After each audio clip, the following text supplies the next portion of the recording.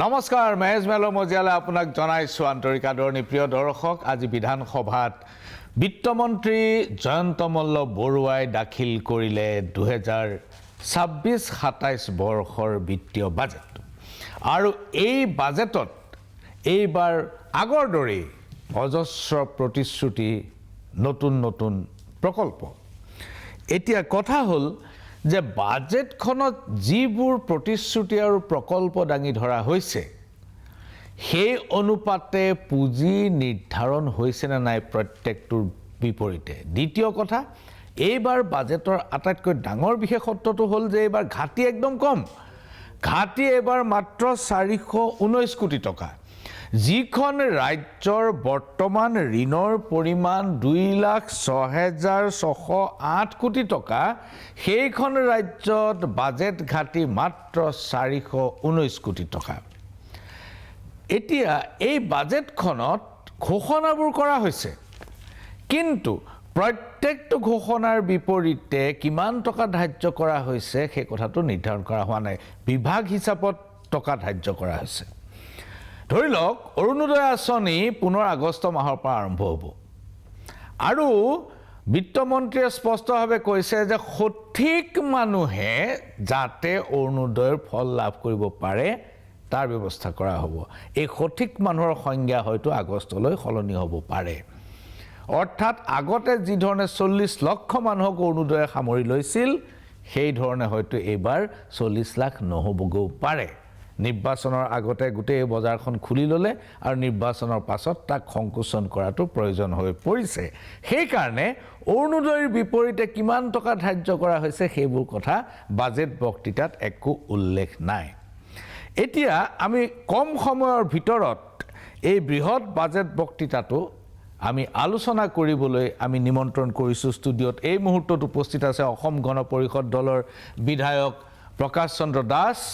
আৰু ৰাইজৰ দলৰ বিধায়ক মেহবুব মুখতাৰ যিকোনো সময়ত আমাৰ মাজত উপস্থিত হ'ব সেই কংগ্ৰেছ দলৰ বিধায়ক জুবেৰ আনম আৰু গোলাঘাটৰ পৰা আমাৰ লগত সংযোগ স্থাপন কৰিব বিজেপি বিধায়ক বিশ্বজিৎ ফুকনে আপোনালোকে দেখিছে যে আমি এবাৰ বাজেটত 4জন ৰাজনৈতিক ব্যক্তিক মাতিলো আৰু 4জনে বিধায়ক সাধাৰণতে আমাৰ যিটো প্ৰেক্টিছ সেইটো হ'ল যে আমি সাধাৰণতে কোনো এজন বা দুজন অৰ্থনীতিবিদক মাতো প্ৰিয় দৰ্শক আজিকালি ৰাজ্যিক বাজেটবিলাকত অৰ্থনৈতিক জটিলতা একেবাৰে কম কাৰণটো হ'ল যে টেক্স ব্যৱস্থাটো কৰ ব্যৱস্থাটো যিহেতু জিএছটি লৈ গুচি গ'ল গতিকে ৰাজ্যৰ হাতত কৰাৰোপণৰ আচলতে শক্তি খুব সীমিত হৈ গ'ল কেৱল মাত্ৰ পেট্ৰল ডিজেল আৰু খাৰুৱা তেল ইয়াত ভেট থাকে আৰু এই মদৰ ওপৰত ভেট লগাব পাৰে তাৰ বাহিৰে সীমিত সংখ্যক আইটেমৰ ওপৰত কৰ আৰোপ কৰা হয় আৰু ৰাজ্যিক বাজেটবিলাকত আজিকালি অৰ্থনৈতিক জটিলতা একেবাৰে কম কাৰণ তাত সৰহভাগেই থাকে প্ৰকল্প আৰু হিতাধিকাৰী আঁচনি জনাবলৈ পাই সুখী হৈছোঁ যে জুবেৰ আনম ইতিমধ্যে আমাৰ মাজত আহি উপস্থিত হৈছে এই কংগ্ৰেছ দলৰ বিধায়ক আৰু বিশ্বজিৎ ফুকন বিজেপি দলৰ বিধায়ক যিকোনো মুহূৰ্তত আমাৰ লগত সংযোগ স্থাপন কৰিব গোলাঘাটৰ পৰা মই প্ৰথমতে যাব খুজিছোঁ প্ৰকাশ দাস যিহেতু আপুনি শাসক পক্ষৰ একমাত্ৰ বিধায়ক এই মুহূৰ্তত বাকী দুজন বিৰোধী পক্ষৰ বিধায়ক গতিকে মই আপোনাক অপেনিং ৰিমাৰ্কছত 3 মিনিট সময় দিম বাকীকেইজনক কমকৈ দিম আপুনি অকণমান কওক বাজেট সম্পৰ্কে আপোনাৰ ধাৰণা ধন্যবাদ ৰাজগুৰুদা অসম বাজেট 2026-27 এই অসম চৰকাৰৰ ইতিহাসত এখন অন্যতম শ্ৰেষ্ঠ বাজেট অসমবাসীৰ আশীৰ্বাদ আৰু বিপুল জনদেশৰ জৰিয়তে সমাগত যি তৃতীয়বাৰৰ কাৰণে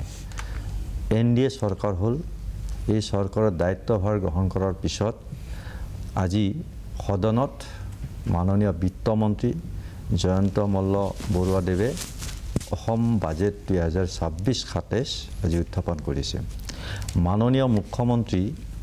ডক্টৰ হিমন্ত বিশ্ব শৰ্মা দেৱৰ দূৰদৰ্শী নেতৃত্বত আৰু এখন দূৰদৃষ্টি সম্পন্ন বাজেট সম্পূৰ্ণ জনমুখী এই বাজেটৰ জৰিয়তে ৰাজ্যখনৰ প্ৰতিটো স্তৰৰ প্ৰতিটো অঞ্চলৰ মানুহক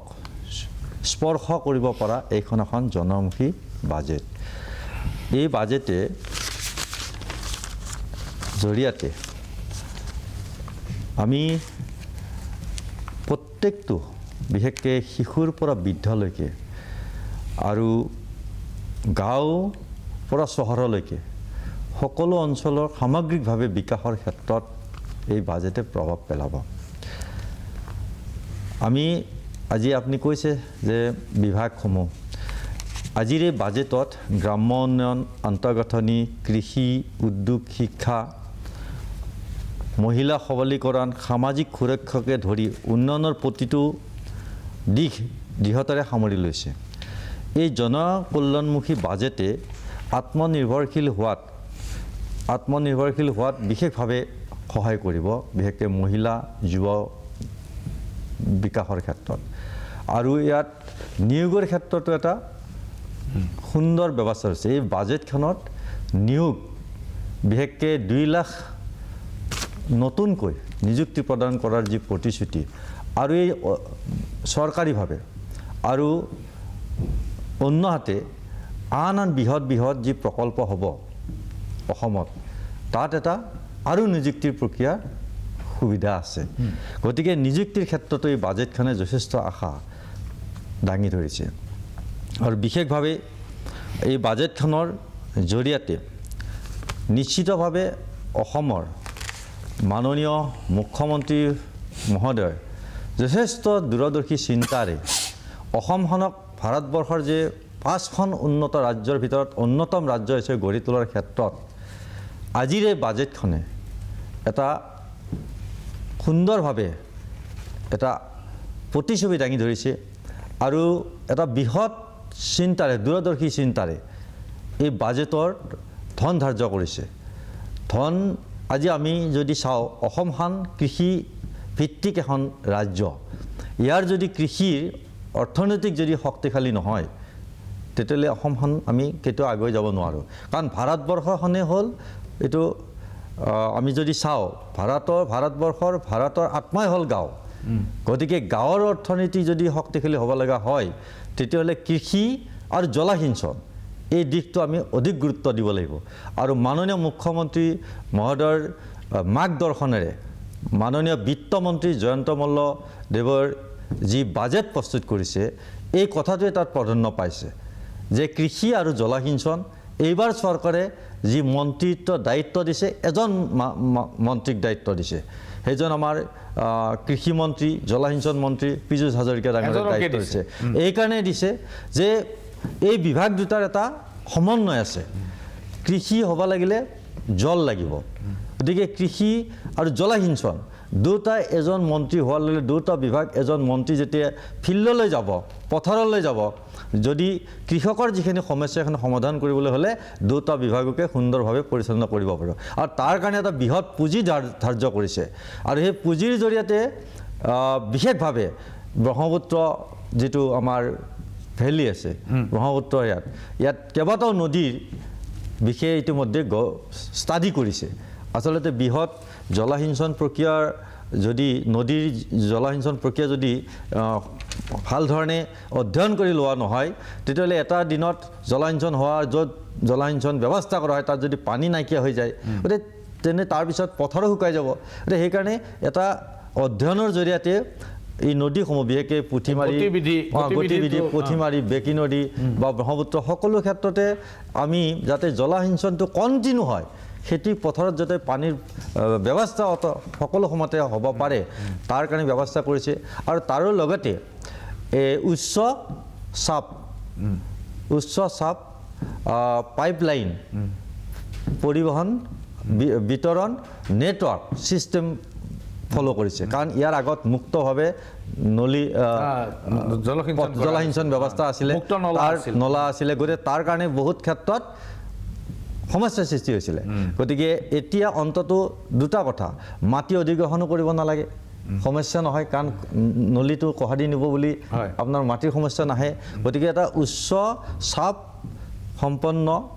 পাইপলাইন ব্যৱস্থাৰে পানীও জলসিঞ্চন ব্যৱস্থাটো উন্নত কৰিছে। বহুত ধন্যবাদ। গতিকে এই বাজেটখন অসমৰ অসম চৰকাৰৰ সৰ্বশ্ৰেষ্ঠ এই বাজেট বুলি মই অভিহিত কৰিছোঁ।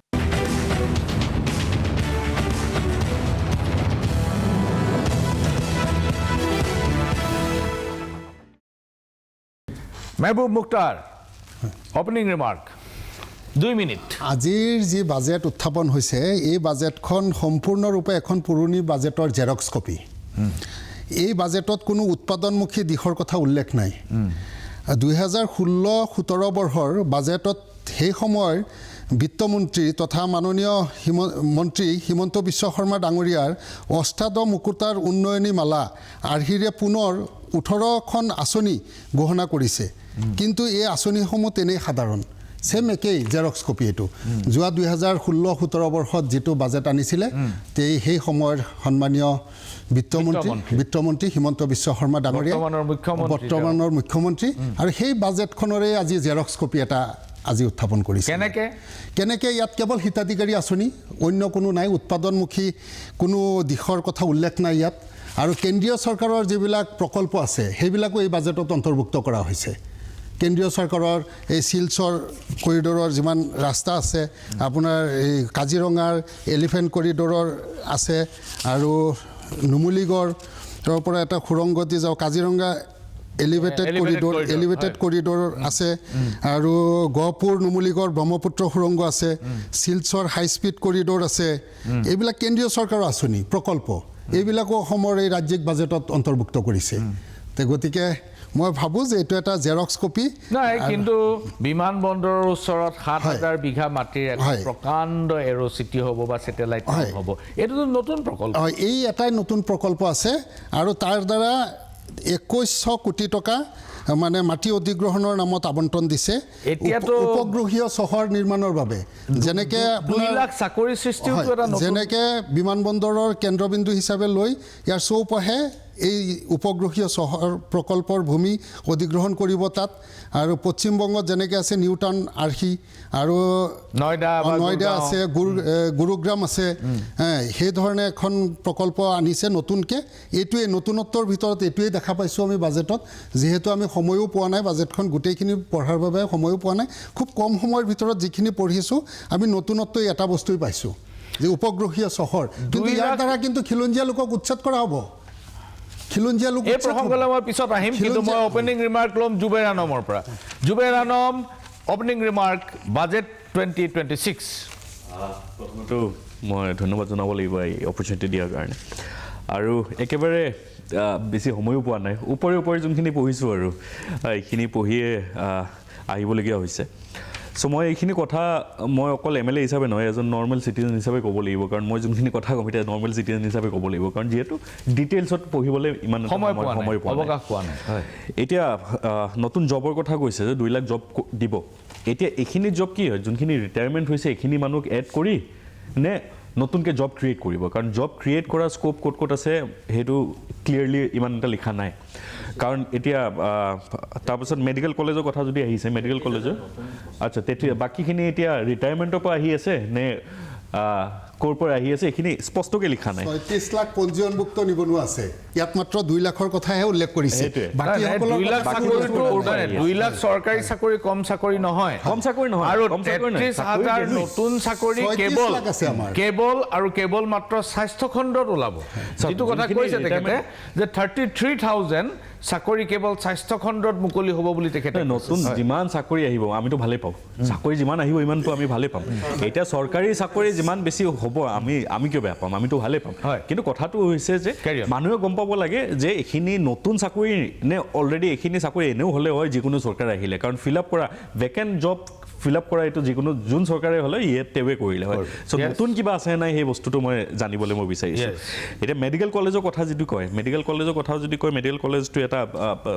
যদি ডিষ্ট্ৰিক্টে যেনেকৈ মেডিকেল কলেজৰ কথা যদি এখন বাজেটত আছে বিৰাটে ভালে কথা। কিন্তু কথাটো হ'ল মই য'ৰ পৰা আহোঁ, মই এতিয়া হাইলাকান্দিৰ পৰা আহোঁ, হাইলাকান্দিত অলৰেডি তাত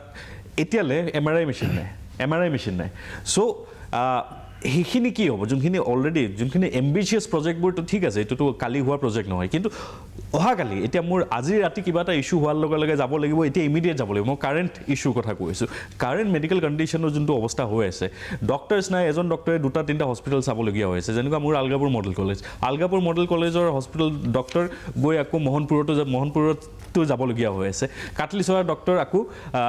লালাতো যাবলগীয়া হৈ আছে এনেকুৱা নিজৰ মাজতে এজন দুজন ডক্টৰে মানে পুৰা চিষ্টেমটো চলাবলগীয়া হৈ আছে ইমান বেছি মানে ডেফিচিট হৈ আছে মেন পাৱাৰৰ আমি আহিম জুবেৰ আলম আপোনাৰ ওচৰলৈ পুনৰ আহিম এইখিনিতে ল'ব লাগিব ক্ষণিক সময়ৰ বাণিজ্যিক বিৰতি চাই থাকিব মেজমেল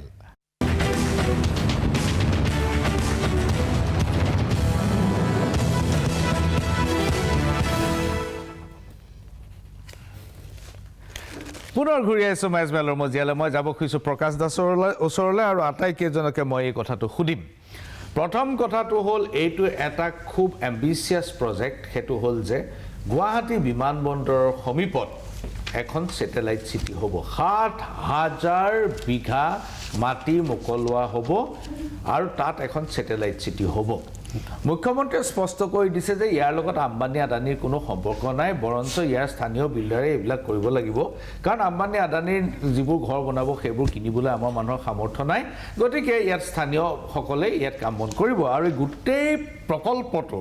ৰাজ্য চৰকাৰৰ নিয়ন্ত্ৰণাধীন হৈ থাকিব কিন্তু মোৰ প্ৰশ্নটো হ'ল যে 7,000 বিঘা মাটি কম মাটি নহয় আৰু এই 7,000 বিঘা মাটি যেতিয়া অধিগ্ৰহণ কৰিব তেতিয়া ইয়াৰ পৰা বহুত মানুহ উচ্ছেদ কৰিব লাগিব এই উচ্ছেদৰ বিষয়ে এইকেইদিন মই কিছু কাৰ্যসূচী কৰি আছোঁ মই আপোনালোকে চাইছে নাচাইছে মই নাজানো কিন্তু কথাটো হ'ল যে মই কিছুমান মানুহ পাইছোঁ যিবিলাক ইতিমধ্যে উচ্ছেদিত হৈছে বিচিত্ৰ কাৰণত যেনে তেওঁলোক জনজাতি বেল্টত আছিলে হয় জনজাতি বেল্টত থকা মানুহ উচ্ছেদ কৰিব লাগিব জনজাতি যদি অসুৰক্ষিত ক্লাছৰ হয় তাক উচ্ছেদ কৰিব লাগিব কিন্তু সেই মানুহবিলাকৰ দুৰ্ভাগ্যটো এনেকুৱা যে তেওঁলোকে নাজানে সেইটো জনজাতি বেল্টেই আছিল নে নন বেল্টেই আছিল তেওঁলোকৰ অজ্ঞতাৰ সুযোগ লৈ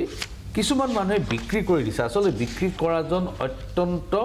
তেওঁৰ দোষ হৈছে আৰু তেওঁক আচলতে শাস্তি পোৱাৰ যোগ্য কিন্তু শাস্তিটো পাই আছে কিনা মানুহজনে এতিয়া বহুত মানুহ বঙৰা অঞ্চলৰ এয়াৰপৰ্টৰ ওচৰতে 400 মান মানুহ এতিয়া পলিথিনৰ তম্বু তৰি তেওঁলোকে জীৱন জীৱিকা চলাব লগা হৈছে এতিয়া এই মানুহখিনিৰ কি হ'ব প্ৰথম কথাটো হ'ল যে এক নম্বৰ কথা যাৰ মাটি যাব তেওঁ যিখিনি টকা পাব সেইখিনি তেওঁৰ নতুনকৈ মাটি কিনিবৰ বাবে যথেষ্ট নহয় 2 নম্বৰ কিছুমান মানুহ উচ্ছেদ হ'ব যে পইচাও নাপাব সেই মানুহবোৰ ক'লৈ যাব প্ৰকাশ দাস গুৱাহাটী এয়াৰপৰ্টৰ ওচৰত এৰো চিটি হ'ব এইটোতো সকলোৰে ভাল লগা কথা আমি আনন্দহে কৰিব লাগিব ভাল পাইছোঁ কথা আমি আচলতে আজি যদি দিল্লীৰ কথা চাওঁ দিল্লী এৰো চিটিৰ কথা আমি দেখিলে কিমান আনন্দ লাগে ভাল লাগে খুব সুন্দৰ পৰিৱেশ আজি মাননীয় মুখ্যমন্ত্ৰী মহোদয়কটো ধন্যবাদ জনাইছোঁ যে তেখেতৰ নিচিনা এজন দূৰদৰ্শী মুখ্যমন্ত্ৰীয়ে অসমৰ নিচিনা ৰাজ্য এখনত এৰো চিটি বনোৱাৰ যি পৰিকল্পনা লৈছে এইটো আমি সকলোৱে প্ৰশংসা কৰিব লাগিব আৰু পৰিকল্পনা নহয় এইটো বাস্তৱ ৰূপ দিব ইতিমধ্যে মাটি অধিগ্ৰহণ কথাটো আহিছে মাটি 7,200 বহুত মাটি নহয় আপুনি যদি ভাবিছে এই যিখন ব্ৰিজ হ'ব পলাকবাৰী শুৱালকুছি ব্ৰিজ হ'ব এই ব্ৰিজৰ ব্ৰহ্মপুত্ৰৰ আশে পাশে যিমান মাটি আছে তাত সেই মাটি ইতিমধ্যে কেনেধৰণে মাটি আৰু ব্ৰহ্মপুত্ৰৰ পৰা আমি ওলাব পাৰোঁ ৰিক্লেইম কৰিব য়েছ সেই চিন্তাও কৰিছে আমি এনেই যদি ভাবোঁ যে কিয় কৰিছে এইটো ইয়াৰ বিকল্প কথা সকলোখিনি ব্যৱস্থা কৰা হৈছে আৰু মাননীয় মুখ্যমন্ত্ৰীৰ যি পৰিকল্পনা থাকে সেই পৰিকল্পনা সদায় কিন্তু বাস্তৱ ৰূপ দিয়ে আৰু এইটো হোৱাৰ পিছত এনেকুৱালৈ কেনেকৈ সম্ভৱ হ'ল আজি উচ্ছেদ মানুহে ক্ষতিপূৰণ পাব কেতিয়াবাতো উচ্ছেদ দৰকাৰ হ'ব য'ত আমাৰ এটা ভাল প্ৰকল্প হ'বলৈ গ'লে নিশ্চয় মানুহখিনিকতো এটা ঠাইত দিব নিদিয়াকৈ নাথাকে তাতো ক্ষতিপূৰণ দিয়াৰ ব্যৱস্থা কথা পাতিব মই এটা কথা কওঁ, এই যিবোৰ ক্ষতিপূৰণ নিৰ্ধাৰণ কৰা হৈছে 12 লাখৰ পৰা 35 লাখ পৰ্যন্ত, তিনিটা স্লেব 12 লাখ, 22 লাখ আৰু 35 লাখ। মই হায়েষ্টটো ধৰিলোঁ, হায়েষ্টটোত 35 লাখেই পালে যেনিবা আপুনি এবিঘাত। এতিয়া মোৰ এবিঘা মাটি নাই, মোৰ অকল ভেটিটো আছে 1.5 কঠা মাটি। মই এনেকুৱা মানুহো পাইছোঁ যাৰ কেৱল মাত্ৰ ভেটিটো আছে 1.5 কঠা মাটি, আৰু তেওঁ কম্পেনচেশ্যন হিচাপে 10 লাখ টকা পাব। এই 10 লাখ টকাৰে বাৰু তেওঁ বিকল্প মাটি ক'ত কিনিবগৈ? নহয়, কিছু সমস্যা নহয় হ'ব পাৰে, কিন্তু আমি যেতিয়া এটা বৃহৎ প্ৰকল্পলৈ যাম, আমি এটা সেই প্ৰকল্পটো বিচাৰিম নে আমি এনেধৰণৰ কথাবিলাক সমালোচনা কৰিম? আমি কিছু ক্ষেত্ৰত চৰকাৰখনে প্ৰত্যেকজন ব্যক্তিৰ কথাই ভাবিছে,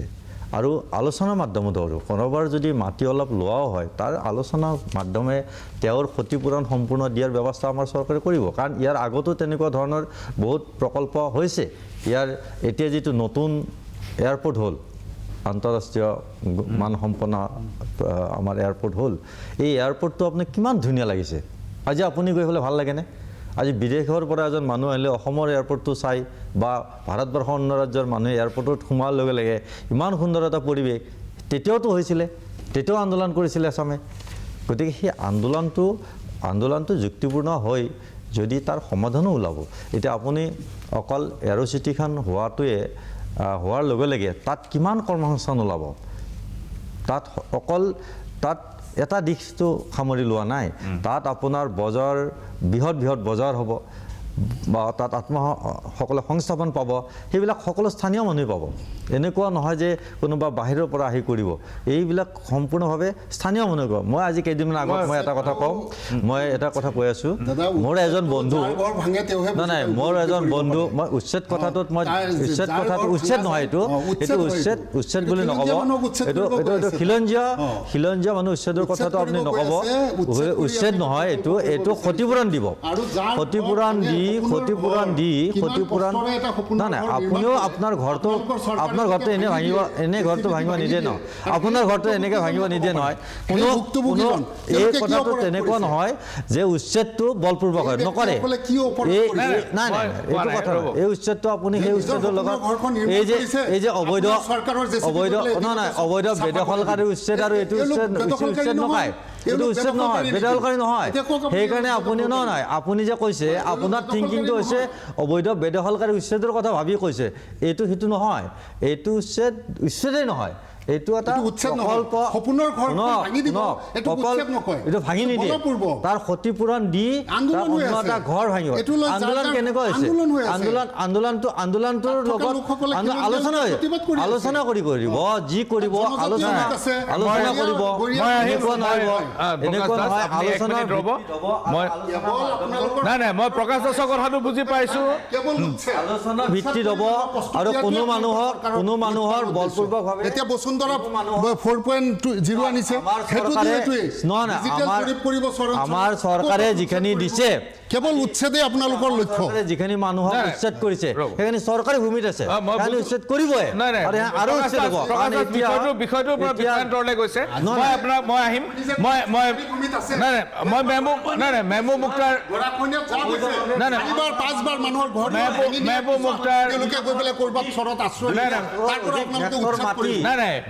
মোৰ ইছ্যুটো বেলেগ আছিলে। মই কৈছিলোঁ যে এওঁলোকৰ ক্ষতিপূৰণ পাব, কিন্তু সেই ক্ষতিপূৰণ পৰ্যাপ্ত নহয়, অথবা বহুতে ক্ষতিপূৰণ নাপাবও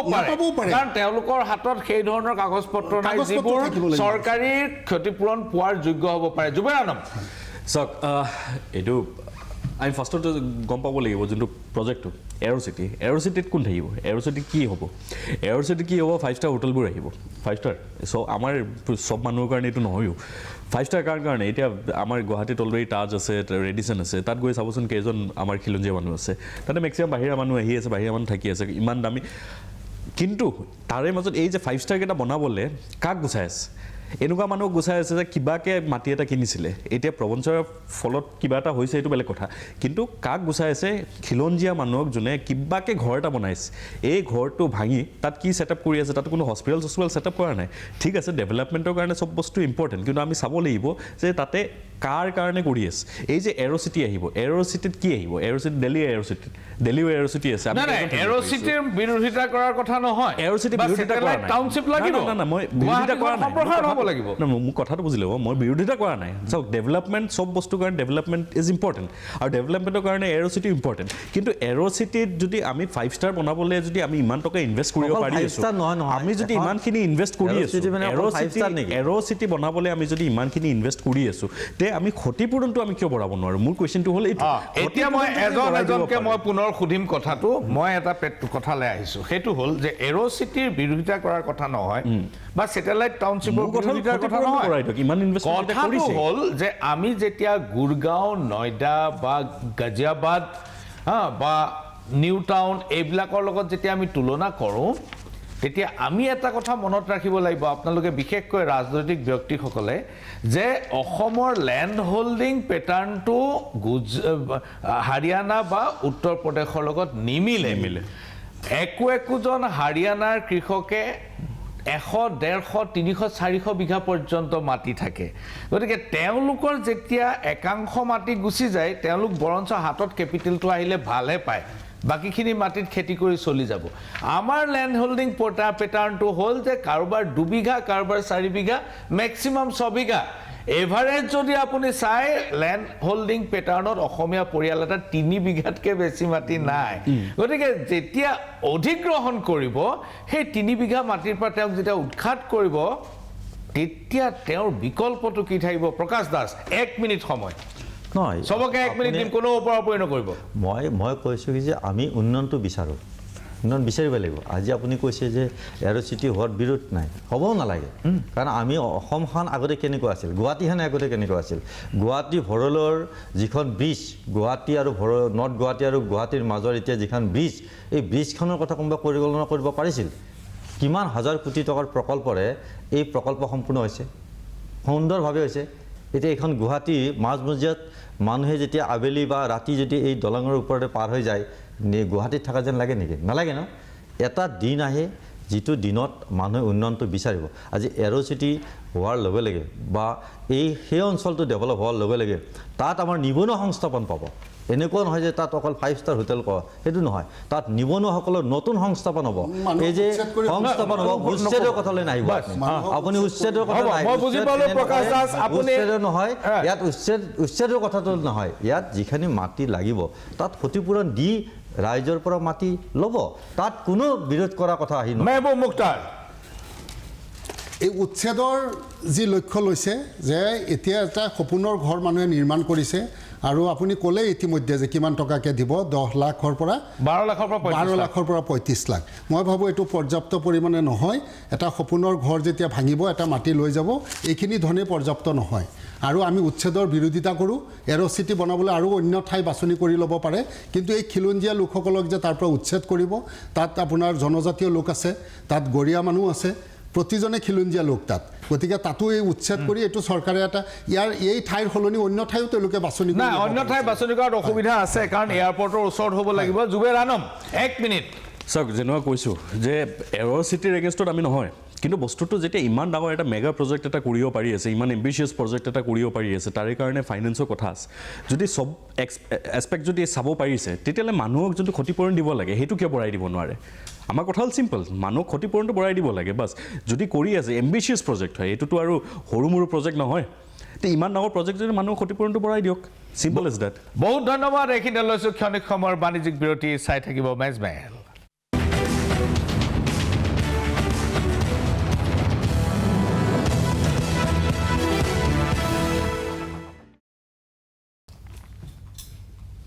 ঘূৰি আহিছোঁ মেজমেলৰ মজিয়ালৈ আলোচনা চলি আছে বাজেট 2026 বিত্তমন্ত্ৰী জয়ন্ত মল্ল বৰুৱাই আজি বাজেটত ঘোষণা কৰিছে যে এখন জিলাত এখন বিশ্ববিদ্যালয় এখন মেডিকেল কলেজ এখন ইঞ্জিনিয়াৰিং কলেজ আৰু এখন ITI থাকিব লাগিব এইটো এটা প্ৰস্তাৱ বাজেট প্ৰস্তাৱ ইতিমধ্যে বহুত বিশ্ববিদ্যালয় হৈ গৈছে এতিয়া প্ৰতিখন জিলাতে এখনকৈ পৰিছে নে কিছুমান জিলাত দুখনকৈও আছে সেইটোও কথা মন কৰিবলগীয়া যেনে যোৰহাটত এতিয়া JBখন বিশ্ববিদ্যালয় হ'ল আকৌ আছাম এগ্ৰিকালচাৰ ইউনিভাৰ্চিটি আছেই এতিয়া কথাটো হ'ল যে মই মেডিকেল কলেজ এখনকৈ থকাটো বুজি পালোঁ ইঞ্জিনিয়াৰিং কলেজো এখনকৈ থকাটো বুজি পালোঁ ITIৰ সংখ্যাটো কম হৈছে পাৰিলে আচলতে প্ৰতিটো ছাব ডিভিজনতে ITI থাকিব লাগে কিন্তু মই বিশ্ববিদ্যালয়ৰ কথাটো বুজি পোৱা নাই যে প্ৰতিখন জিলাতে এখনকৈ বিশ্ববিদ্যালয় আমাক কিয় লাগে গুৱাহাটী বিশ্ববিদ্যালয়ত 10টা বিষয়ত এবাৰ নামভৰ্তি বন্ধ আছে কিহৰ কাৰণে এবাৰ ছাত্ৰ ছাত্ৰী নাই কটন মহাবিদ্যালয়ত 22টা বিষয়ত এবাৰ নামভৰ্তি বন্ধ ৰাখিছে কিহৰ কাৰণে ছাত্ৰ ছাত্ৰী নাই গুৱাহাটী বিশ্ববিদ্যালয়ৰ বিত্তীয় সংকট সকলোৱে জানে ছাত্ৰ ছাত্ৰীয়ে ভাইচ চেঞ্চেলৰক ঘেৰাও কৰাটো এটা ৰুটিনত পৰিণত হৈছে এনেকুৱা অৱস্থাত ৰাজ্য চৰকাৰৰ সৌজন্যত প্ৰতি জিলাত এখনকৈ বিশ্ববিদ্যালয়ৰ প্ৰয়োজনটো ক'ত আছে প্ৰকাশ দাস ক'ত আছে বুলি আপুনি নিগেটিভ কথাই কৈছে আচলতে নিগেটিভ বেছি হ'লে ভাল নালাগে ভাল হ'ব লাগে অলপ পজিটিভ হ'ব লাগে কাৰণ আমাৰ ছাত্ৰ ছাত্ৰী কিমান বাহিৰত কিমান ছাত্ৰ ছাত্ৰী আজি এডমিশ্যন নাপায় দিল্লী বা অন্য বিশ্ববিদ্যালয়ৰ অধীনত যাব পঢ়িব যাব ভাল পাঠ্যক্ৰম পঢ়িব যাব আমেৰিকা বা ইংলেণ্ডতো যাবতো ভাল কিন্তু ঘৰতে যেতিয়া এডমিশ্যন নাপায় মানে ঘৰতে থাকিব লগা যিখিনি ছাত্ৰ ছাত্ৰী এইখিনি কথাওতো ভাবিব লাগিব আপুনি আমাৰ আজি হয়তো প্ৰায় 27খন স্বায়ত্তশাসিত মহাবিদ্যালয় হৈছে মই আছে নেকি 27খন দেখুৱাইছে ন 27খন গতিকে 27খন স্বায়ত্তশাসিত মহাবিদ্যালয় এতিয়া মোৰ হাজো শুৱালকুছি সমষ্টিত মোৰ সুৰেন দাস মহাবিদ্যালয় স্বায়ত্তশাসিত মহাবিদ্যালয় হিচাপে স্বীকৃতি পাইছে শুৱালকুছি কলেজ শুৱালকুছি বুধৰাম সত্ৰ মহাবিদ্যালয়খনৰ আপোনাৰ এতিয়াও স্বতন্ত্ৰ মহাবিদ্যালয় হোৱা নাই মহাবিদ্যালয়খন হোৱাৰ কাৰণে তাৰ শিক্ষক গোট ৰাইজ সকলো বিচাৰি আছে যে শুৱালকুছি বুধৰাম সত্ৰ মহাবিদ্যালয়খনো আমাৰ স্বতন্ত্ৰ হ'ব লাগে দমদমা মহাবিদ্যালয় কাৰণ মোৰ সমষ্টিত শুৱালকুছি মহাবিদ্যালয়ত শুৱালকুছি বুধৰাম সত্ৰ মহাবিদ্যালয়খন আছে সুৰেন দাস মহাবিদ্যালয় আছে বিনন্দী চন্দ্ৰ মেধি মহাবিদ্যালয় আছে দমদমা মহাবিদ্যালয় আছে আৰু পূব বংশৰ মহাবিদ্যালয় আছে এই মহাবিদ্যালয়কেইখনত ইতিমধ্যে মই যেতিয়া এই স্বায়ত্তশাসিত যেতিয়া স্বীকৃতি পালে মই সুৰেন দাস কলেজলৈ গৈছোঁ সুৰেন দাস কলেজে কৈছে যে আমাক ইউনিভাৰ্চিটি পৰ্যায়ত স্বীকৃতি লাগে আৰু আমি যিখিনি ক্ৰাইটেৰিয়া লাগে সেইখিনি আমি ফুলফিল কৰিম আমাক ইউনিভাৰ্চিটি পৰ্যায়লৈকে লৈ যাব লাগিব এই যে স্বতন্ত্ৰ মহাবিদ্যালয় হ'ল আপুনি এতিয়া দেখিব তাত ছাত্ৰ ছাত্ৰী খুব ভালকৈ পঢ়া শুনা কৰিছে কাৰণ তাত প্ৰশ্ন কাকত নিজে কাটিছে চিলেবাছ নিজে কৰিছে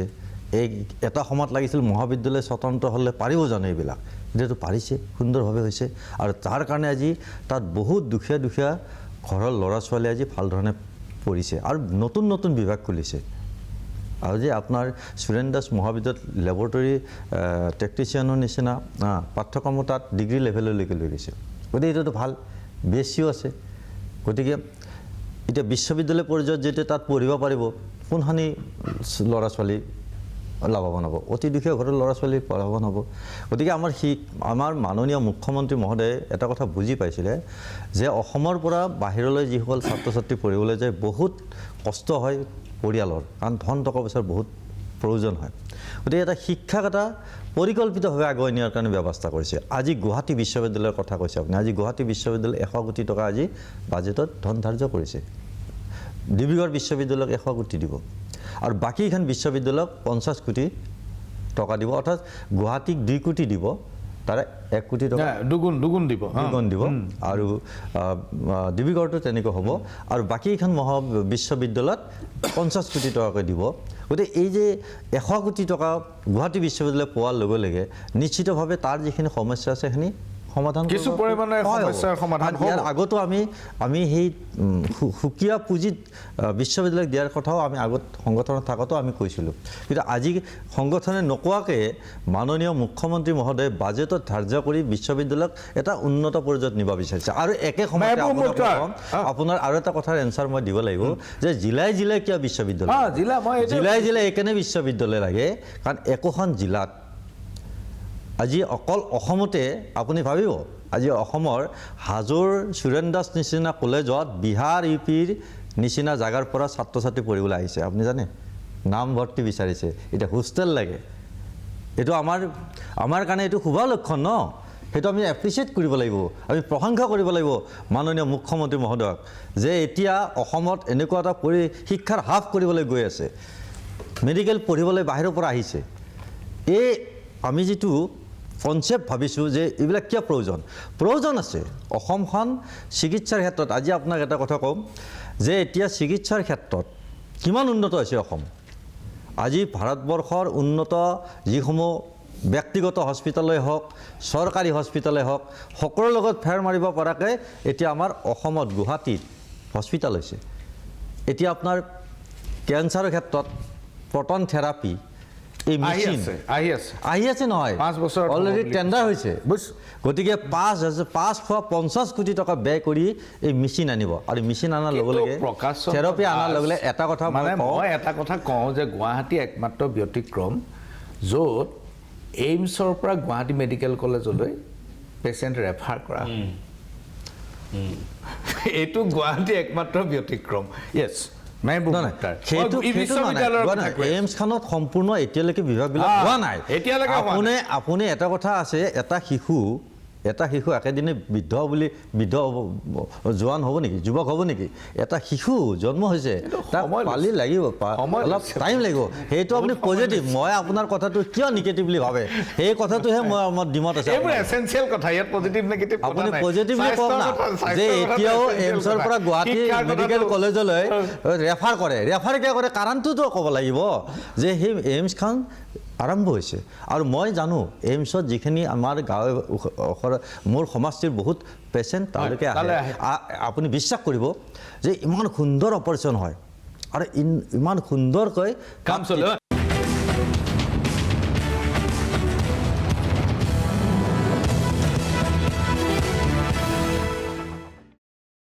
মেহবুব মুখতাৰ মই বিশ্ববিদ্যালয়ৰ প্ৰসংগটো আহিছিলোঁ বিশ্ববিদ্যালয়ৰ ক্ষেত্ৰত আমি প্ৰতিখন জিলাত এখন বিশ্ববিদ্যালয় এইটোক আমি আদৰণি জনাইছোঁ যে প্ৰতিখন জিলাত এখন বিশ্ববিদ্যালয় হওক এইটোক আমি আদৰণি জনাইছোঁ আৰু এইবাৰৰ বাজেটত এটাই ভাল খবৰ পাইছোঁ সেইটো আপোনাৰ আমাৰ কাৰণে এটা শুভ খবৰ আৰু সেইটোৱে হৈছে আপোনাৰ জলসিঞ্চনত আপোনাৰ ৩,০০০ কোটিৰ পৰা ৪,০০০ কোটি টকা বিনিয়োগ কৰিব এইবাৰ বাজেটত উল্লেখ কৰিছে এইটোক আমি আদৰণি জনাইছোঁ আমি ভাল খবৰ বুলি ভাবিছোঁ গ্ৰামাঞ্চলৰ কৃষকসকল উপকৃত হ'ব যথেষ্ট কাৰণ 3বাৰ যাতে খেতি কৰিব পাৰে আমাৰো লক্ষ্য আছিলে আমাৰ দলৰো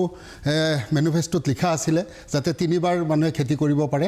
গতিকে জলসিঞ্চনৰ এই ব্যৱস্থাই মই ভাবোঁ যে গ্ৰামাঞ্চলৰ কৃষকক উপকৃত কৰিব জুবেৰ আনম প্ৰতি জিলাত এখন বিশ্ববিদ্যালয় আপুনি বৰাক ভেলীৰ মানুহ আৰু বৰাক ভেলীৰ শিক্ষা সম্পৰ্কে মোৰ খুব এটা ভাল ধাৰণা নাই মানে খুব এটা স্পষ্ট ধাৰণা নাই যিখিনি স্বায়ত্তশাসিত মহাবিদ্যালয় আছে এইখিনিক 2 কোটিকৈ টকা দিব ফাৰ্ষ্ট কিস্তি 1 কোটি টকা সকলো মহাবিদ্যালয়ক দিব আচ্ছা জুবেৰ আনম মই আপোনাক সুধিব খুজিছোঁ যে মোৰ এটা খুব স্পষ্ট ধাৰণা নাই কিন্তু এটা কথা মই জানো যে শিলচৰত যিখন অসম বিশ্ববিদ্যালয় আছে সেইখনৰ কিন্তু ষ্টেণ্ডাৰ্ড ভাল নহয় মই শিলচৰ অসম বিশ্ববিদ্যালয়ৰ চৌহদৰ কাষৰ মানুহক সুধিছোঁ আমাৰ সাংসদ ডাঙৰীয়া পৰিমল শুক্লবৈদ্যৰ গাঁও লগতে আছে সেইখন গাঁৱতে মই মানুহক সুধিছোঁ যে আপোনালোকৰ কোন এখন বিশ্ববিদ্যালয়ত পঢ়ে বোলে আমাৰ ল'ৰা ছোৱালী নপঢ়ে কিয় নপঢ়ে বোলে এইখনৰ ষ্টেণ্ডাৰ্ড একেবাৰে কম তাতকৈ মই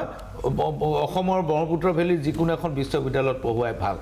এতিয়া জিলাই বিশ্ববিদ্যালয় হ'ব আৰু আপোনাৰ তাত থকা অতি কষ্টৰে গঢ়ি তোলা এই চেণ্ট্ৰেল বিশ্ববিদ্যালয়ৰ কেন্দ্ৰীয় বিশ্ববিদ্যালয়খনৰ অৱস্থা এইটো ঘটনাটো নাই চাওক জিলাই ইউনিভাৰ্চিটি এইটোতো মই ৱেলকাম কৰিম কাৰণ যিহেতু এডুকেশ্যনৰ কথা আছে ইয়াতে এডুকেশ্যনৰ কথা যিমান বেছি আহিব ইমান ষ্টুডেণ্টছে যিমান স্ক'প পাব ইমানটো ভালেই পাম আৰু মোৰ যিহেতু হাইলাকান্দি ডিষ্ট্ৰিক্টৰ পৰা ষ্টুডেণ্টছ পঢ়িব হ'লে একেবাৰে আছাম ইউনিভাৰ্চিটি যাব লাগে বহুত দূৰ হৈ যায় চ' তাৰে কাৰণে যদি এটা ইউনিভাৰ্চিটি প্ৰপাৰ এটা ইউনিভাৰ্চিটি আহে বিৰাটেই ভাল পাম ইউনিভাৰ্চিটি আহে মেডিকেল কলেজ আহে ইঞ্জিনিয়াৰিং কলেজ আহে এইটোত এটা ৱেলকামিং ষ্টেপ কিন্তু কথাটো হ'ল যেনেকুৱা আপুনি কৈছে এতিয়া ইউনিভাৰ্চিটি এনেকুৱা হ'ব নালাগে যে এইমছৰ পৰা যেনেকুৱা GMC যাবলগীয়া হৈছে যাতে এনেকুৱা নেম চেক ইউনিভাৰ্চিটি কৰি দিলে লাষ্টত ইউনিভাৰ্চিটিৰ পৰা কলেজত যাবলগীয়া নৰ্মেল কলেজত যাবলগীয়া হ'ল এনেকুৱা হ'ব নালাগে কিন্তু তাৰ পাছতো এতিয়া ক'ব লাগিব যেনেকুৱা আছাম ইউনিভাৰ্চিটি চেণ্ট্ৰেল ইউনিভাৰ্চিটি হয় ঠিকেই কিন্তু আছাম ইউনিভাৰ্চিটি কি চলি আছে এতিয়া আজিৰ তাৰিখত ইমান মানে মানে একেবাৰে ছাব ষ্টেণ্ডাৰ্ড হৈ গৈছে, বিল' ষ্টেণ্ডাৰ্ড হৈ গৈছে, তাৰে ওপৰত ইমান কেলেংকাৰী চলি আছে। কেনেকুৱা টাইপৰ কেলেংকাৰী চলি আছে? ষ্টুডেণ্টবোৰে এক্সাম দিবলৈ যোনটো বেক লাগে, যেতিয়া চবকে বেক লগাই দিয়ে। বেক লগোৱাৰ পাছত কি হয়, মেক্সিমামক বেক লগাই দিয়ে। বেক লগোৱাৰ পাছত আকৌ যেতিয়া ইহঁতে আকৌ চেক কৰিবৰ কাৰণে, ৰিচেক কৰিবৰ কাৰণে যেতিয়া 1000 দি 1000 ৰুপিজ দি আকৌ ৰিচেক কৰিব লাগে। 1000 দি ৰিচেক কৰাৰ লগে লগে আকৌ পাছ হৈ যায়। পইচাটো কালেক্ট কৰে, পইচাটো কালেকশ্যন, এনেকুৱা পইচা কালেকশ্যন চলি আছে। আকৌ আৰু এটা কথা আছে, তাত যদি আপুনি RTI মাৰে, আপোনাৰ ৰিজাল্ট চাব হ'লে RTI যদি মাৰে, RTI গোটেই ইণ্ডিয়াত কিমান টকা? 10 টকা। কিন্তু 10 টকা দিয়াৰ পাছত তাত কিন্তু আকৌ 10 টকা দিয়াৰ পাছত আপোনাক আৰু এটা পৰ্টেলত আপোনাক ৰিডাইৰেক্ট কৰিব। সেই পৰ্টেলত গৈ আপুনি 999 দিব লাগিব। 1000 টকা দিব লাগিব। 1000 টকা দিব লাগিব পাৰ ছাবজেক্ট, পাৰ কুৱেশ্যন, পাৰ ছাবজেক্ট আকৌ 1000 টকাকে দিব লাগিব আপুনি খালি নিজৰ ৰিজাল্ট চেক কৰিবলৈ। আকৌ চেক কৰাৰ পাছত কিন্তু ৰিজাল্ট আকৌ পাছ হৈ যায়। চ' এনেকুৱা বহুত কেলেংকাৰী চলি আছে। সেইটো লৈ আৰু এটা ছেশ্যন হ'ব লাগিব, সেইটো লৈ অকল সেইটো লৈ। মই বুজিছোঁ, কিন্তু জিলাই বিশ্ববিদ্যালয়টো আপুনি স্বাগতম জনায়, আপুনি আদৰণি জনায়। প্ৰকাশ দাস আৰু আপোনালোক সকলোলৈকে মোৰ এটা প্ৰশ্ন, যে আমাৰ ইয়াত উদ্যোগ খণ্ডত এডভান্টেজ আছাম 2.0 হৈ গ'ল, আৰু এইটো এটা খুব ডাঙৰ সন্মিলন হৈছিল, য'ত আমি নিজেই দৰ্শকসকলক বহুতবাৰ এই বিষয়ে আমি প্ৰগ্ৰাম কৰি দেখুৱাইছিলোঁ। এতিয়া এডভান্টেজ আছামৰ বহু প্ৰতিফলন আমি ঔদ্যোগিক খণ্ডত দেখিছোঁ। বহুতবোৰ MOU চহি হ'ল, আৰু MOU হোৱা মানে উদ্যোগ হোৱা,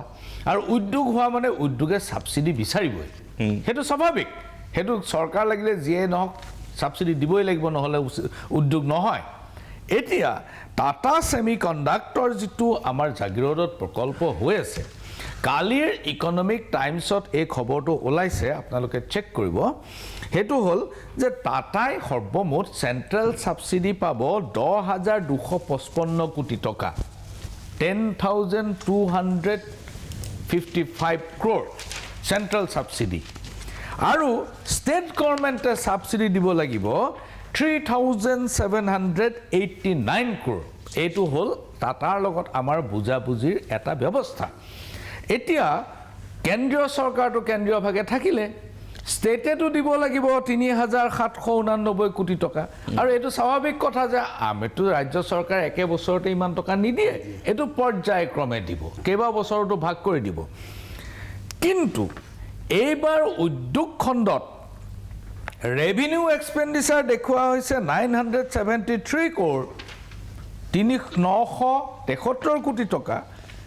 আৰু কেপিটেল এক্সপেণ্ডিচাৰ মূলধনী ব্যয় দেখুওৱা হৈছে 526 কোটি টকা। এতিয়া যিহেতু টাটাৰ প্ৰকল্পটো নতুন প্ৰকল্প, তাত মেচিনাৰী পাৰ্চেছ কৰিব লাগিব,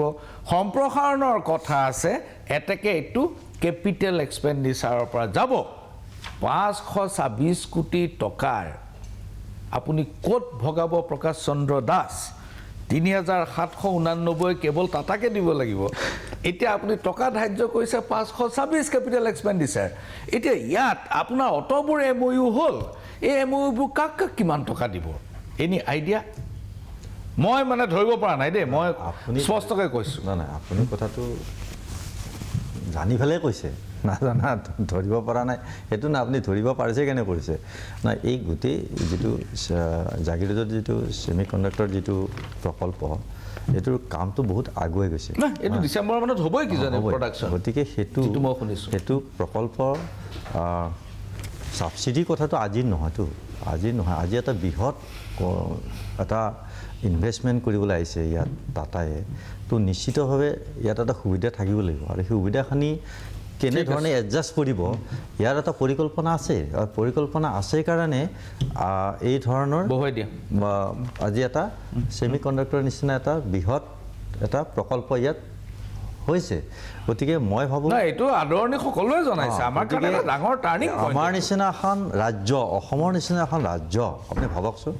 ভাৰতবৰ্ষৰ অন্য ৰাজ্য আৰু অসম। নাই, মই ছেমি কণ্ডাক্টৰ প্ৰসংগলৈ যোৱাই নাই, মই কৈছোঁ যে আপোনাৰ চৰকাৰখনে ছাবচিডিটো ক'ৰ পৰা দিব? ইমান কম টকা কিয় লৈলে ইণ্ডাষ্ট্ৰী? নাই, সেই কথাটো আপুনি চিন্তা কৰিব লগা নহয়, কাৰণ আমাৰ মাননীয় মুখ্যমন্ত্ৰী মহোদয় এই বিষয়টো নিশ্চিতভাৱে এটা সমাধান ৰাস্তা ৰাখি থৈছে কাৰণে এই প্ৰকল্পৰ লগত আজি চুক্তি কৰি আজি ইয়াত প্ৰকল্প স্থাপন কৰিছে। আমি এতিয়া যদি ভাবোঁ যিটো ক'ৰ পৰা আহিব, বহুত ক্ষেত্ৰতে প্ৰকল্প বহুত বৃহৎ প্ৰকল্প হৈছে পৰিকল্পনা কৰিব নোৱাৰা যিবিলাক প্ৰকল্পৰ কথা এতিয়া আমি অলপ আগে পাতিছোঁ এয়াৰ চিটি এইটো প্ৰকল্প কোনোবা এইটো ক'ব এইটো কি দৰকাৰ কিন্তু সকলো ক্ষেত্ৰতে সম্ভৱ সেইটোকেতো কয় যে আজি আমাৰ চৰকাৰখনক 102 চিট কিয় মানুহে আজি মই বুজি পালো প্ৰকাশ দাস মই আপোনাৰ ওচৰলৈ আহি এইখিনিতে ল'ব লাগিব ক্ষণিক সময়ৰ বাণিজ্যিক বিৰতিৰ পিছত বিশ্বজিৎ ফুকন সাজু আছে গোলাঘাটত আমি বিজেপি দলৰ বিধায়ক বিশ্বজিৎ ফুকনক লগ পাম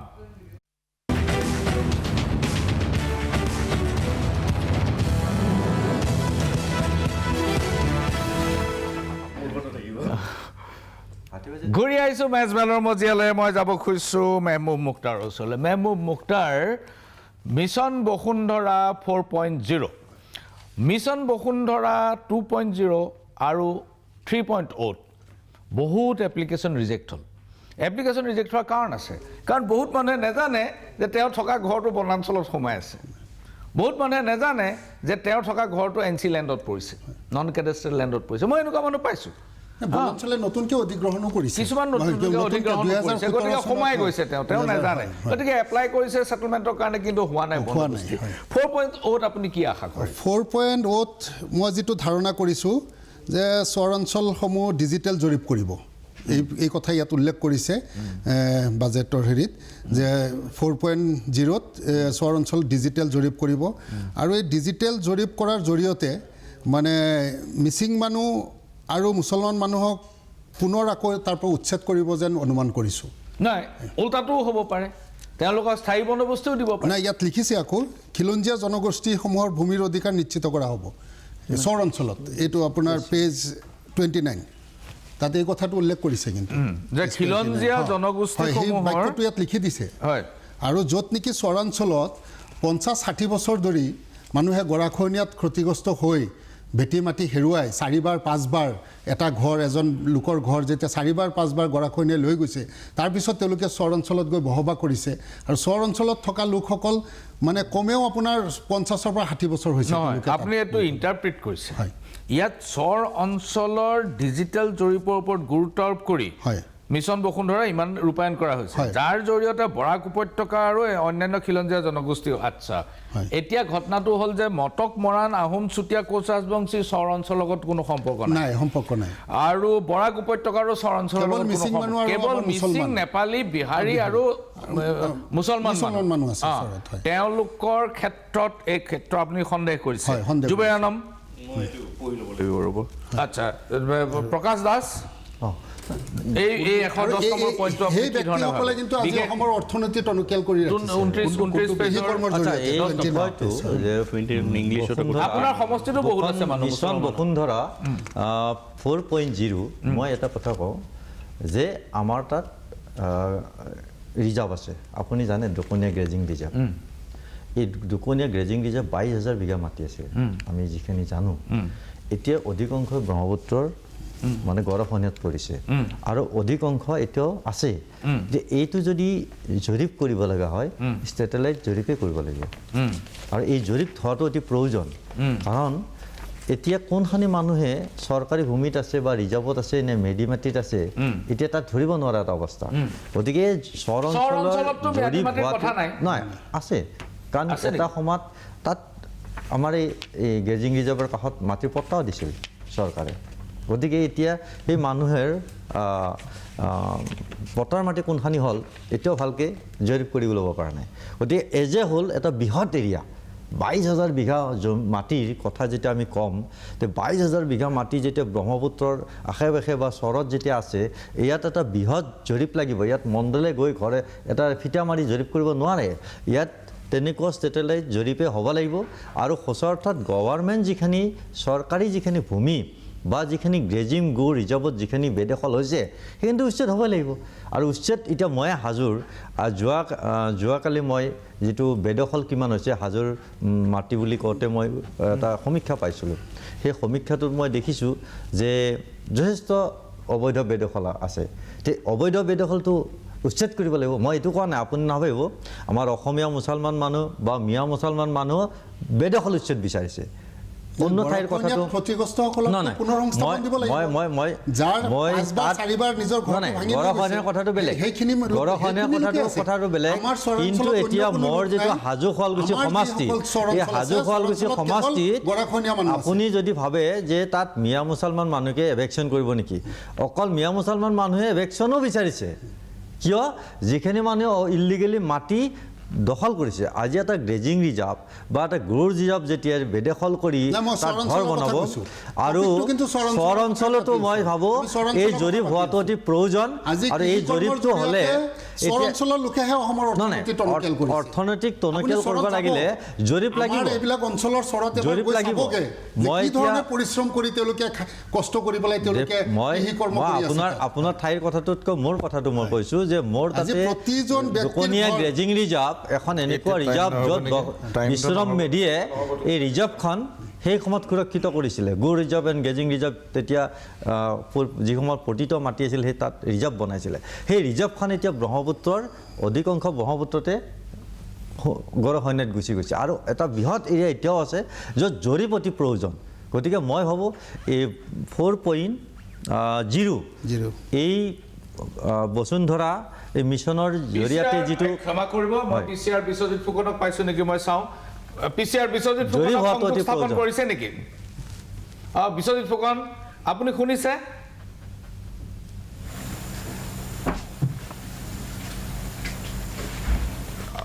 হ'ব আচ্ছা বিশ্বজিৎ ফুকনক আমি সংযোগ স্থাপন কৰিব পৰা নাই মই এটা প্ৰসংগলৈ আহিব খুজিছোঁ সময় আমাৰ কমি আহিছে প্ৰথম এই বাজেটত প্ৰস্তাৱ কৰা হৈছে যে কোকৰাঝাৰত এটা ডাঙৰ থাৰ্মেল প্ৰজেক্ট হ'ব আৰু এই থাৰ্মেল প্ৰজেক্টটোত 40,000 কোটি টকা খৰচ পৰিব আৰু এই 40,000 কোটি টকা এইটো পাৱাৰ আমাৰ যিটো কৰ্পোৰেশ্যন আমাৰ আগৰ ACB আৰু আদানী পাৱাৰৰ মাজত হ'ব তেওঁলোকৰ দুয়োটা কোম্পানীৰ এটা জইণ্ট ভেঞ্চাৰ হ'ব আদানী আৰু অসম বিদ্যুৎ পৰিষদৰ মাজত এতিয়া কথাটো হ'ল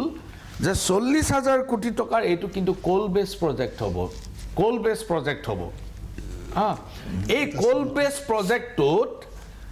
ইয়াৰ আগতে যিটো বঙাইগাঁও থাৰ্মেল পাৱাৰ ষ্টেচন আছিলে BTPS চালেকাটিত আছিলে এইটো ব্যৰ্থতাত পৰ্যবসিত হ'ল এইটো যেতিয়া ব্যৰ্থ হ'ল ইয়াৰ পিছতো যেতিয়া আদানীৰ লগত আমাৰ 40,000 কোটি টকা ব্যয় কৰি এটা প্ৰজেক্ট লোৱা হৈছে এটা ব্যৰ্থতাৰ পিছত মই ব্যক্তিগতভাৱে সন্দেহ প্ৰকাশ কৰোঁ মই নাজানো ৰাইজে কি ভাবিছে মোৰ সন্দেহ হৈছে যে আদানীয়ে যেহেতু অষ্ট্ৰেলিয়াৰ কুইন্সলেণ্ডত ডাঙৰ কয়লাৰ খনি তেওঁ ঠিকাত লৈছে তাৰ পৰা তেওঁ কয়লা আদায় কৰি তেওঁ বেচিব লাগিব আৰু ভাৰতলৈ তেওঁ কয়লা দি পঠাই আছে গতিকে কয়লাখিনি যেনে তেনে কনজিউম কৰাৰ কাৰণে এটা থাৰ্মেল পাৱাৰ ষ্টেচন তেওঁ বহাইছে যিটো আজিৰ তাৰিখত পৃথিৱীত ফিজিবল নহয় মহবুব মুখতাৰ এই ক্ষেত্ৰত অৱশ্যে মই ষ্টাডি কৰা নাই ভালকৈ কিন্তু মই যিমান দূৰ জানো অসমখন আদানী গিলিবলৈ আৰু বেছি দিন নাই আৰু যিমান ভূমি আছে বিভিন্ন পন্থাৰে চৰকাৰে কেৱল আদানীক দি আছে মাটিবোৰ আজি প্ৰতিটো ক্ষেত্ৰতে য'তে দেখি আছোঁ কেৱল আদানীয়ে অসমখনৰ ভূমিৰ প্ৰতি যিটো লোভ তেওঁৰ এই বেছি দিন নাই আৰু অসমৰ ভূমিবিলাক চব আদানীৰ দখললৈ যোৱাৰ বেছি সময় নাই আৰু অকল কোল বেছ প্ৰজেক্টটোহে দিছে আপোনালোকে যিটো ভাবি আছে যে জাগিৰোড বা এয়াৰপৰ্টৰ সেইখিনিতো আদানীক দিয়া নাই কিন্তু অকল এটা কোল বেছ প্ৰজেক্ট কিন্তু মই সন্দেহ কৰিছোঁ যে তেওঁ কুইন্সলেণ্ডৰ কয়লা বেচিবৰ কাৰণে এই প্ৰজেক্টটো কৰিবলৈ লোৱা হ'ল আপুনি কি ভাবে নাই সেইটোৱে আপুনি ধাৰণা কৰা ধৰণে এইটোৱে হ'ব চাগে জুবেৰানম চাওক মুখ্যমন্ত্ৰী ডাঙৰীয়া কেইদিনমান আগত কোৱা মই শুনিছোঁ যে আদানী কিয় আহিব অসমত একো নাই যদি এতিয়া আদানী কিয় আহি আছে অসমত আছে আৰু আদানী আহিব বিচাৰি আছে আৰু এইটোত ডাইৰেক্টলি আদানী ইনভলভ হৈ আছে কিন্তু এনেকুৱা বহুত শ্বেল কোম্পানী আছে যোনবোৰ ইনভলভ হৈ আছে ডাইৰেক্ট আদানীৰ নাম নাই আদানীৰ নাম নোহোৱাকৈ বহুত শ্বেল কোম্পানী যোনবোৰ আমিও নাজানো কিন্তু এইখিনি জানো যে ইনভলভ হৈ আছে ধৰিব পৰা নাই ইমান ইজি নহয় সিহঁতৰ বহুত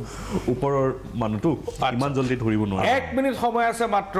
প্ৰকাশ চন্দ্ৰ দাস আপোনাৰ এই প্ৰকল্পটোৰ কথাটো আপুনি যেনেকৈ কৈছে আচলতে এইটো প্ৰকল্প হ'ব গৈ আছে বিলাসীপাৰাত হয় ধুবুৰী বিলাসীপাৰাত আৰু এই প্ৰকল্পটোৰ খৰচ আছে 4,000 কোটি টকা আৰু ইয়াত শক্তি উৎপাদন হ'ব বিদ্যুৎ উৎপাদন হ'ব ৩,২০০ মেগাৱাট গতিকে এইটো এটা ভাল প্ৰজেক্ট আজি তাত এটা থাৰ্মেল এইটো তাপ বিদ্যুৎ প্ৰকল্পই হ'ব গতিকে ইয়াত বিদ্যুৎ উৎপাদন হ'ব ৩,২০০ এইটো অতি ভাল কথা এইটো ইতিমধ্যে কাম আৰম্ভ হৈছে এনেকুৱা নহয় যে এইটো ভাবিছে এইটো কাম আৰম্ভ হৈছে কাম চলি আছে আৰু কিছুদিন পিছত আমাৰ যিটো আজি কয় যে বিদ্যুৎ নাই এই বিদ্যুৎ নাই কিন্তু বিদ্যুৎ উৎপাদন লাগিব ন গতিকে আজি এই ৩,২০০ মেগাৱাট বিদ্যুৎ উৎপাদন হোৱাৰ লগতে আমাৰ ইয়াৰ পৰা ইনকাম হ'ব কাৰণ এই বিদ্যুৎটো নিশ্চয় ইয়াৰ পৰা বিক্ৰী হ'ব আৰু কল-বেছ থাৰ্মেলত খৰচ বহুত বেছি না খৰচ বেছি হয় আজি নাথাকে বৃহৎ জলবিদ্যুৎ প্ৰকল্প হোৱাটোতো বিৰোধ হয় গতিকে তাৰ বিকল্পটো ল'ব লাগিব গতিকে আজি ইয়াত বিনিয়োগ কৰিবলৈ আছে কোনোতো বিনিয়োগটো এনেই কৰিব নাহে ইয়াতো লাভ পাবই লাগিব গতিকে লাভ এটা আমাৰ অসমৰ নিচিনা এখন ৰাজ্যত ৩,২০০ মেগাৱাট বিদ্যুৎ উৎপাদন কৰিবৰ কাৰণে ৪,০০০ কোটি টকা ব্যয় কৰি এটা প্ৰকল্প হ'ব মইতো এইটো আদৰণি জনাব লাগে বেছি প্ৰশংসা কৰিব লাগে মাননীয় মুখ্যমন্ত্ৰীক এই যে ভাৰতবৰ্ষৰ ৫খন উন্নত ৰাজ্যৰ ভিতৰত যে এখন উন্নত ৰাজ্য কৰাৰ যি সপোন এই সপোনৰ এই বৃহৎ প্ৰকল্পসমূহ একমাত্ৰ মুখ্যমন্ত্ৰী মহোদয়ৰ দূৰদৰ্শী চিন্তাৰ কাৰণে ইয়াত সম্ভৱ হৈছে আৰু সকলোৱে আমি ইয়াৰ কাৰণে মুখ্যমন্ত্ৰী মহোদয়ক আন্তৰিকভাৱে ধন্যবাদ জ্ঞাপন কৰিছোঁ আৰু আজিৰ এই বাজেটখনৰ কাৰণেও মুখ্যমন্ত্ৰী মহোদয়ক মই বিশেষভাৱে ধন্যবাদ জ্ঞাপন কৰিছোঁ বহুত ধন্যবাদ প্ৰকাশ চন্দ্ৰ দাস এটা বিষয় আমি আলোচনা কৰিব থাকি গ'ল সেইটো হৈছে অৰুণোদয় আঁচনি অসম চৰকাৰৰ আটাইতকৈ ডাঙৰ ফ্লেগশ্বিপ আঁচনি কাৰণ ইয়াত যিহেতু নগদ ধন বিতৰণ কৰা হয় লক্ষ লক্ষ মানুহে নগদ ধন প্ৰতিমাহে পায় ৪০ লক্ষ মানুহক অৰুণোদয় আঁচনিয়ে সামৰি লৈছে আজি বিত্তমন্ত্ৰী জয়ন্ত মল্ল বৰুৱাই এটা খুব গুৰুত্বপূৰ্ণ পৰ্যবেক্ষণ দাঙি ধৰিছে তেওঁ কৈছে যে প্ৰকৃত হিতাধিকাৰীৰ ওচৰলৈ যাতে ধনখিনি যায় সেইটোৰ ওপৰত চকু ৰখা হ'ব অৰ্থাৎ ৪০ লক্ষতকৈ হয়তো এইবাৰ হিতাধিকাৰীৰ সংখ্যা কমিব পাৰে নিৰ্বাচনৰ পূৰ্বে যিমান হিতাধিকাৰী আছিল নিৰ্বাচনৰ পিছত কিমান হিতাধিকাৰী হ'ব সেইটোৰ ওপৰত লক্ষ্য ৰাখিব আৰু তেতিয়াই গম পাম বাজেটৰ আচল উদ্দেশ্য মেজমেল ইমানতে সামৰিছোঁ নমস্কাৰ